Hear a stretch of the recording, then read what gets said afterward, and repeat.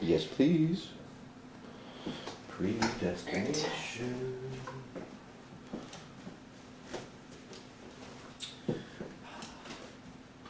Forward or backwards? No, that's good. Okay. Yeah. Fashion tips by Laura. Ta-da. Hi everyone, welcome once again to Editing Academy. I'm Darryl, I'm Laura. and we are here to talk about Fashion Darryl's tips. fashion tips. We've changed the total nature of this podcast. Darryl's number 7, which is a movie that most people have not heard of. A couple of those on my top 20 list, called Predestination. It's a sci-fi film by classification, I would say, but that's kind of loose. There's definitely sci-fi elements for sure. And also, more than any other one, I'm going to suggest, if you have any interest in seeing this, stop now, go watch it, and then come back, because this is kind of like a Sixth Sense. There's big spoilers that happen in this movie that we are going to talk about, and part of the enjoyment of the film is to discover that as it happens. So, you've been warned. All right.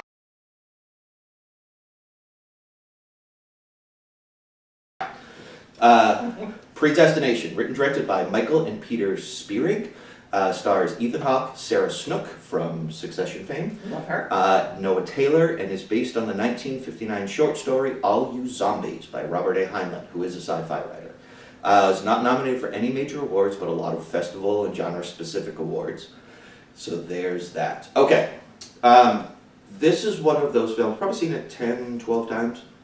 This is, and there's a couple of these on my list as well, like Memento, that I really enjoy a clever movie when that clever is pulled off. And it's not just like, here's a trick or an idea.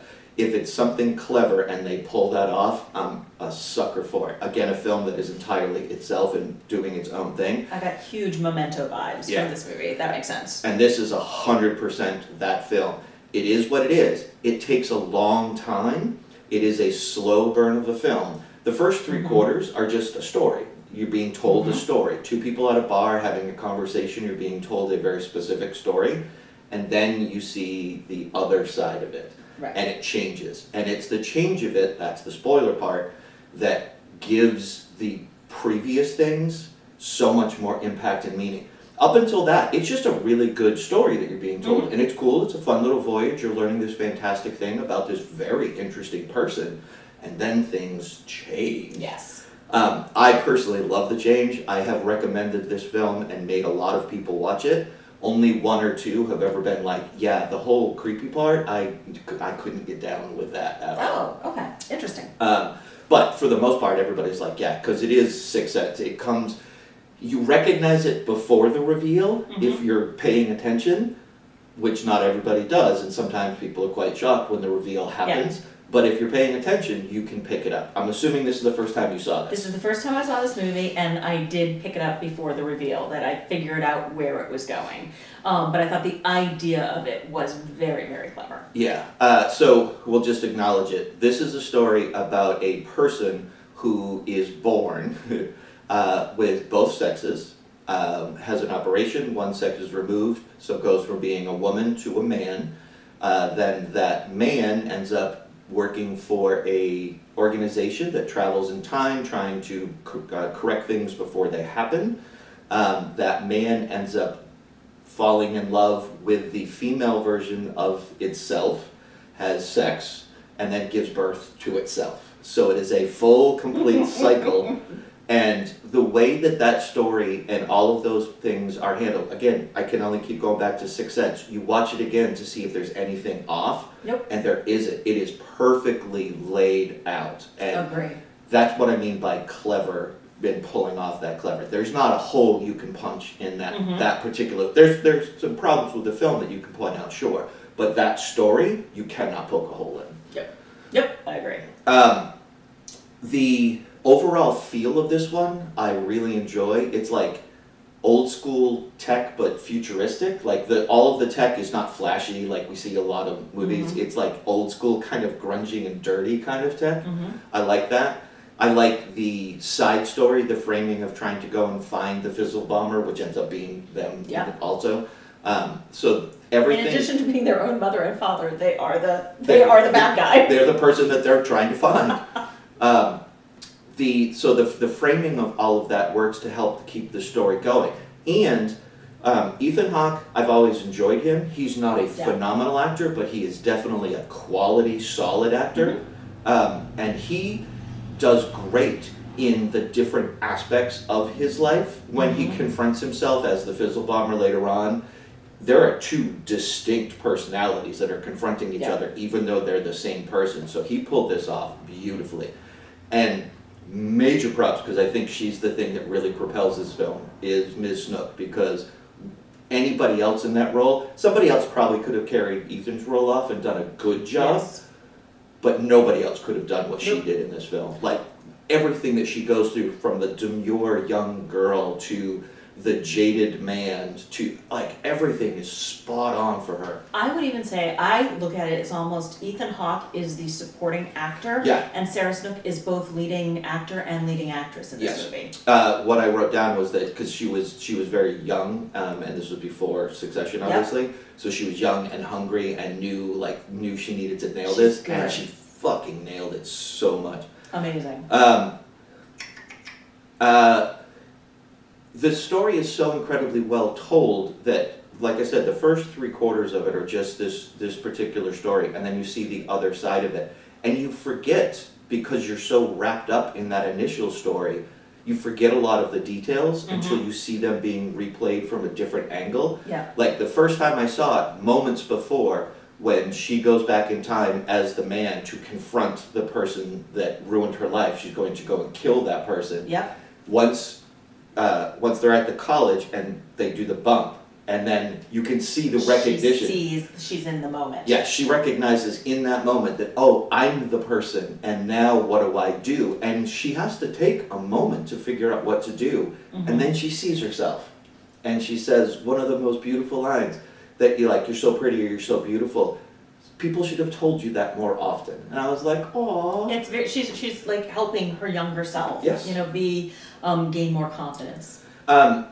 The film, I think, does a really good exploration of, again, not answering, but exploring the idea of what is identity, what does it mean to be yourself. She quite literally has to change genders, and that's a process to go through for her that she has to adapt to. So is she male? Is she still the young girl? Who actually is she? And as she goes on, she fully embraces all of the different aspects of herself throughout. So I love the exploration of what identity is, what does it mean, what is self, all of those kind of things. And again, it doesn't answer them, it just kind of posits these questions for you to be thinking about and takes its own direction. It's interesting because if you're looking at your last 3 favorite movies, and maybe there's one in between, but Memento, Hamilton, and this one, all 3 have large stretches, in 2 movies and a big piece of Hamilton, of looking at the same situation from a different perspective. So you're getting the satisfied kind of piece from Hamilton, and so I can see where that's something that you really like and think is really interesting, of how you look at the same thing, and if various characters are looking at it, or various aspects of the same character are looking at it at different times. The idea that just because I had an experience of something that was shared with somebody else doesn't mean that that's the definitive experience of that moment. There are multiple things that can happen where you bring your own things to it, you have your own concepts, your own ideas, your own prejudices, whatever. So my experience is going to be different. I'm going to walk away with this feeling of it, but you're going to walk away with something else. It might be similar, it might be vastly different, but it is going to not be exactly the same. And the idea that there is a quote-unquote capital T truth in a moment, I always like the exploration of pulling that apart. I think that is a fantastic thing to do. Many films have tried it, most fail. You're correct, this one and Memento and Hamilton and Helpless and Satisfied do a phenomenal job of pulling those things apart. There's a couple quotes in here that I absolutely love, outside of the, people should have told you that more often. Just a man with a face-shaped face like yours or mine. I just love the language of that. And then, why can't love be a purpose? When she's talking to herself, and she's like, why can't love be a purpose? It was like, oh, that's really clever, that's very good. So it is so incredibly tightly woven. This is a very tight movie as well. There's not a lot of wasted moments at all in it.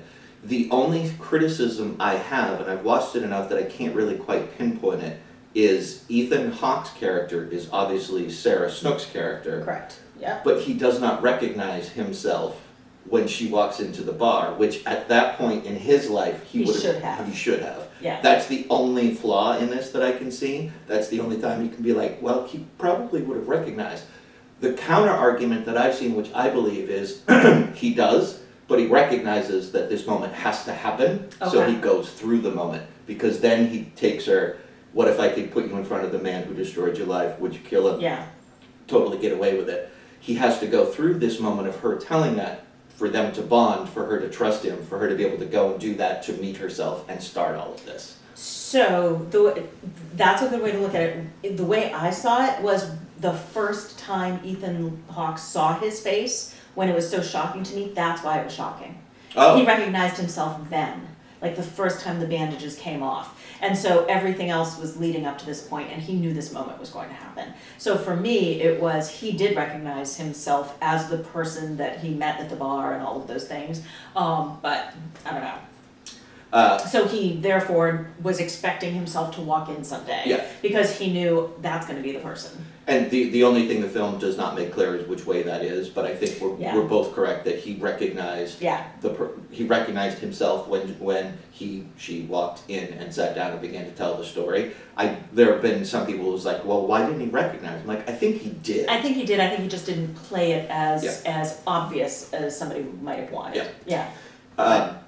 Yeah, so I love this film. It is so incredibly tight. I keep watching it every time. It's one of those films I could just pick out a new little thing each and every time. Repeat viewings of this. This movie definitely benefits from repeat viewings for sure. It's just so incredibly tight.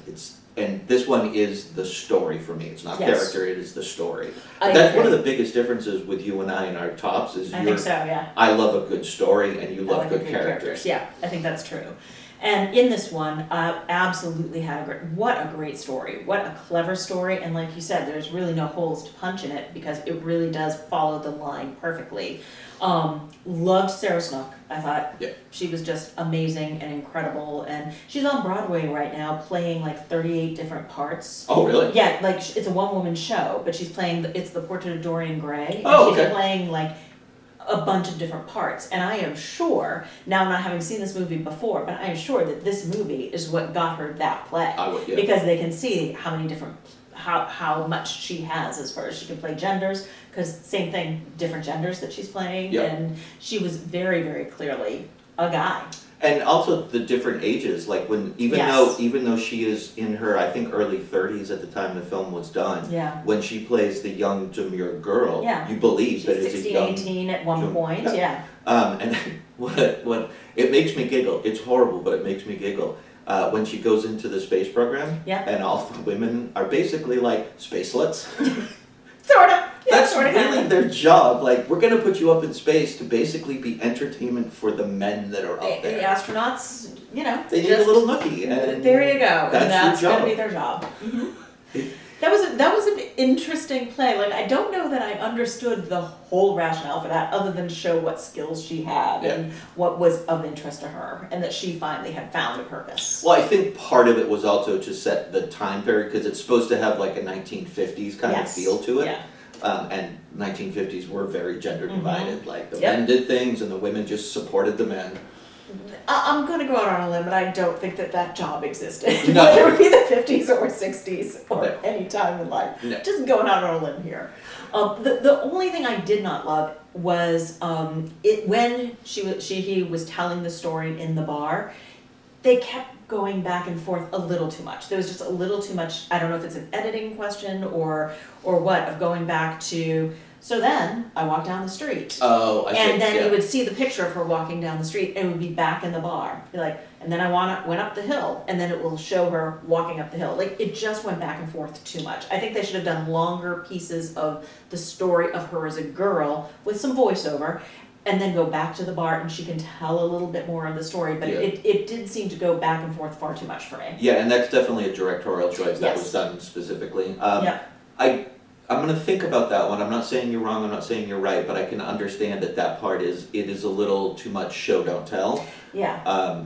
So I can see that. I will concede that point for sure. Well, and I don't even think it was the show don't tell, because I was fine with her telling it because she is such a good actress, and even when it was just her telling the story in the bar, it was riveting. And then when they were showing it happen, it was riveting. It was the back and forth of it too much. It was the transitions that was too much for me. Okay. Yeah, but that said, very clever. On a scale of 1 to 10, never seen this one before, knowing it was this high in my list, first off, how trepidatious were you going in? I wasn't trepidatious because I didn't know anything about it. I was more scared about Blade Runner because I had such high hopes. Okay. So yeah, so this one I was just kind of like, Ethan Hawke, time travel, sounds good. And then after watching it, your initial reaction scale of 1 to 10, where would you put it? I put it as probably a 6.5. 6.5. Okay. Yeah. So I really enjoyed it, but it's not my style. Your jam. Exactly. I got it. No, that's fine. I was hoping for a 7, but I'll take a 6.5. Okay. I could push that to a 7. I'm willing to concede a 7 because it was so well executed. Is this the third or fourth film that I've introduced you to that you had never seen before? This one and Mr. Wrong. Mr. Right. Mr. Right. I'm sorry.